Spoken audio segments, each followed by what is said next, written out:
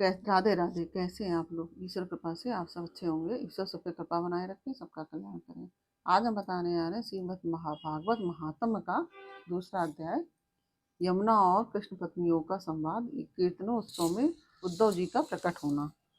इसके पहले हम कहना चाहेंगे, यदि आपने हमारे चैनल को सब्सक्राइब नहीं किया तो प्लीज़ हमारे चैनल को सब्सक्राइब कर लीजिए और बेल आइकन बटन को दबा दीजिए, जिससे कि हमारे आने वाले सारे वीडियोस आपको प्राप्त हो सकें। यदि कथा अच्छी लग रही है, समझ में आ रही है, तो वीडियो को लाइक शेयर कीजिए, कमेंट में राधे राधे अवश्य लिखिए। चलिए अब चलते हैं कथा की तरफ।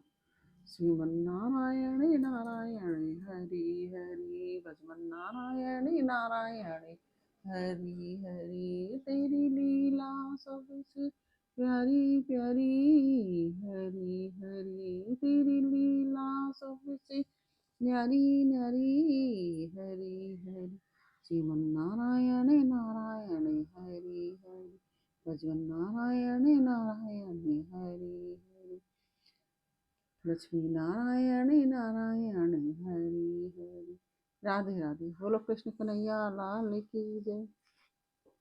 ऋषि ने पूछा, सूत जी अब यह बतलाइए कि परीक्षित और ब्रजनाथ को इस प्रकार आदेश देकर जब सांडिल मुनि अपने आश्रम को लौट गए, तब उन दोनों राजाओं ने कैसे कैसे और कौन कौन सा काम किया। सूत जी कहने लगे, तदंतर महाराज परीक्षित ने इंद्रप्रस्थ दिल्ली से हजारों, इंद्रप्रस्थ दिल्ली में था पहले और अब वो दिल्ली कहलाता है, से हजारों बड़े बड़े सेठों को बुलाकर मथुरा में रहने की जगह दी। इसके अतिरिक्त सम्राट परीक्षित ने मथुरा मंडल के ब्राह्मणों तथा प्राचीन वानरों को, जो भगवान के बड़े ही प्रेमी थे, बुलवाया और उन्हें आदर के योग समझकर मथुरा नगरी में बसाया। इस प्रकार राजा परीक्षित की सहायता और महर्षि सांडिल की कृपा से बद्रीनाथ ने क्रमशः उन सभी स्थानों की खोज की जहाँ भगवान श्री कृष्ण अपने प्रेमी गोपियों के साथ नाना प्रकार की लीलाएं करते थे। लीला स्थानों का ठीक ठीक निश्चय हो जाने पर उन्होंने वहाँ की लीला के अनुसार उस स्थान का नामकरण किया, भगवान के लीला विग्रहों की स्थापना की तथा उन स्थानों पर अनेकों गांव बसाए।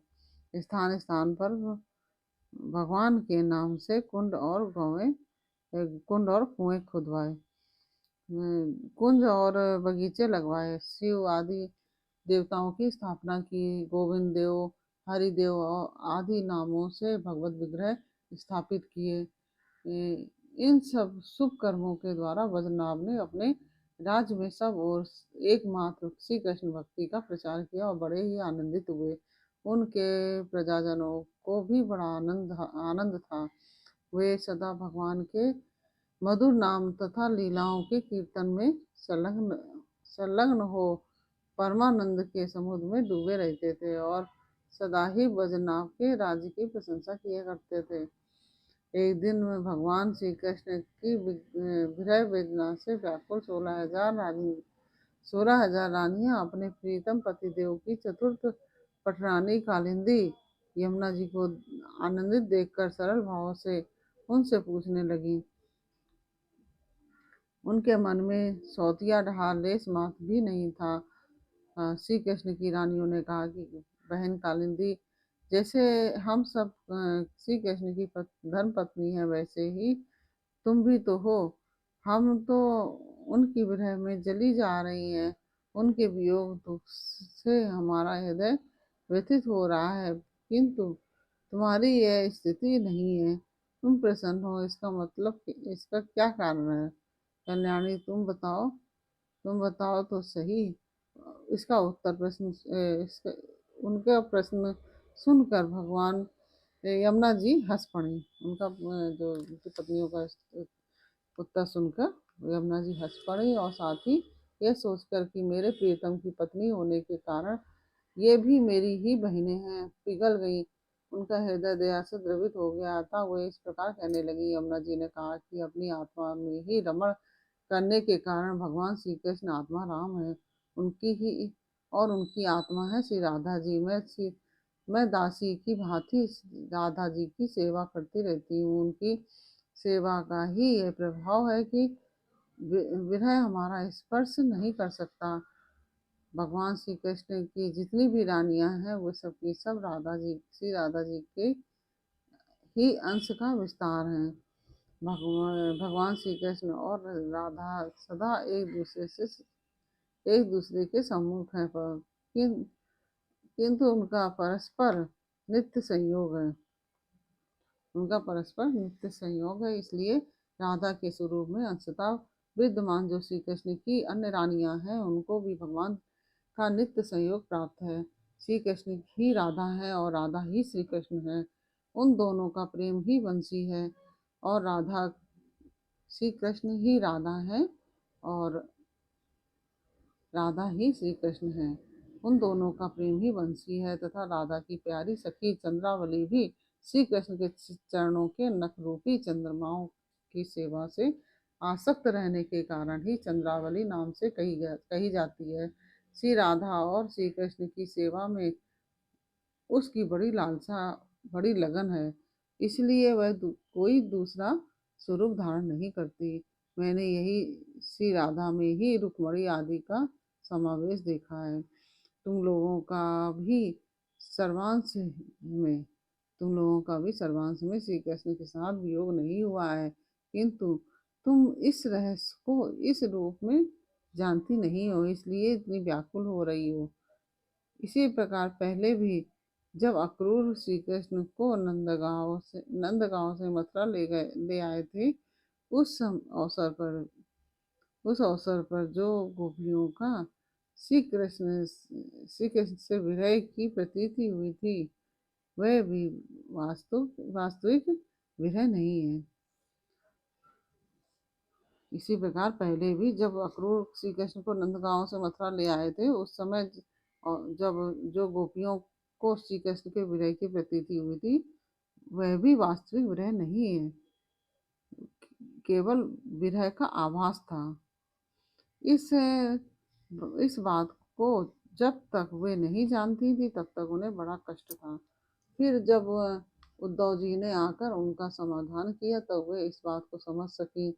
यदि तुम्हें भी उद्धव जी का सत्संग प्राप्त हो जाए तो तुम सब भी अपने प्रियतम श्री कृष्ण के साथ नित्य विहार का सुख प्राप्त कर लोगी। सूत जी कहते हैं कि श्री कृष्ण जब उन्होंने इस प्रकार समझाया, सूत जी कहते हैं ऋषिगण जब उन्होंने इस प्रकार समझाया तब श्री कृष्ण की पत्नियां सदा प्रसन्न रहने वाली यमुना जी से पुनः बोली। उस समय उनके हृदय में इस बात की बड़ी लालसा थी कि किसी उपाय से उद्धव जी के दर्शन हो, जिससे हमें अपने प्रियतम के नित्य संयोग का सौभाग्य प्राप्त हो सके। श्री कृष्ण पत्नियों ने कहा कि सखी तुम्हारा ही जीवन धन्य है, क्योंकि तुम्हें कभी भी अपने प्राणनाथ के वियोग का दुख नहीं भोगना पड़ता। श्री राधिका जी की कृपा से तुम्हारे अभीष्ट अर्थ की सिद्धि हुई है। उनकी आप सब उन उनकी हम सब लोग भी दासी हुई, किंतु तुम अभी कह चुकी हो कि उद्धव जी के मिलने पर ही हमारे सभी मनोरथ पूर्ण होंगे। इसलिए कालिंदी अब ऐसा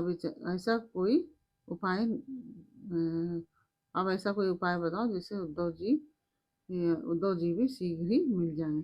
श्री सूत जी कहते हैं कि श्री कृष्ण की रानियों ने जब यमुना जी से इस प्रकार कहा तब वे भगवान श्री कृष्ण चंद्र की 16 कलाओं का चिंतन करती हुई उनसे कहने लगी। जब भगवान श्री कृष्ण अपने परम धाम को बनाने लगे तब उन्होंने अपने मंत्री उद्धव से कहा, उद्धव, साधना करने की भूमि है बद्रिका आश्रम, अतः अपनी साधना पूर्ण करने के लिए तुम वहीं जाओ। भगवान की इस आज्ञा के अनुसार उद्धव जी इस समय अपने साक्षात स्वरूप में बद्रिका आश्रम में विराजमान है और वहां जाने वाले जिज्ञासुओं को भगवान के बताए हुए ज्ञान का उपदेश करते रहते हैं। साधन की फलस्वरूप भूमि है साधन की फलस्वरूपा भूमि है ब्रज भूमि। जो साधन की फलस्वरूपा भूमि है उसको ब्रज भूमि कहते हैं, और इसे भी इसके रहस्यों सहित भगवान ने पहले ही उद्धव जी को दे दिया था, किंतु वह फल भूमि यहाँ से भगवान के अंतर्ध्यान होने के कारण ही स्थूल दृष्टि से परे हो जा चुकी है। इसलिए इस समय यहाँ उद्धव प्रत्यक्ष दिखाई नहीं पड़ते। फिर भी एक स्थान है जहाँ उद्धव जी का दर्शन हो सकता है। गोवर्धन पर्वत के निकट भगवान की लीला सहचरी गोपियों की विहार स्थली है। वहाँ की लता, अंकुर और बेलों के रूप में अवश्य ही उद्धव जी वहाँ निवास करते हैं। लताओं के रूप में उनके रहने का यही उद्देश्य है कि भगवान की प्रियतमा गोपियों की चरण रज उन पर पड़ती रहे। उद्धव जी के संबंध में एक निश्चित बात यह भी है कि उन्हें भगवान ने अपना उत्सव स्वरूप प्रदान किया है। भगवान का उत्सव उद्धव जी का अंग है, वे उससे अलग नहीं रह सकते। इसलिए अब तुम लोग वज्रनाभ को साथ लेकर यहाँ वज्रनाभ को साथ लेकर वहां जाओ और कुसुम सरोवर के पास ठहरो।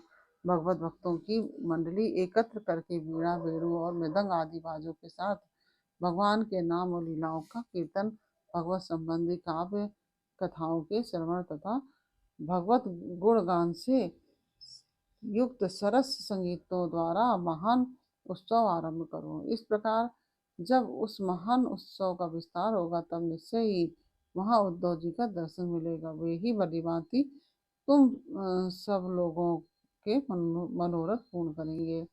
सूत जी कहते हैं कि यमुना जी की बतलाई हुई बातें सुनकर श्री कृष्ण की रानियां बहुत प्रसन्न हुई।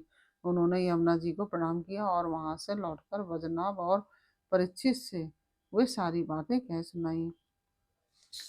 सब बातें सुनकर परीक्षित को बड़ी प्रसन्नता हुई और उन्होंने वज्रनाभ तथा श्री कृष्ण की पत्नियों को उसी समय साथ ले उस स्थान पर पहुंच कर तत्काल वह सब कार्य आरंभ करवा दिए जो कि यमुना जी ने बताया था।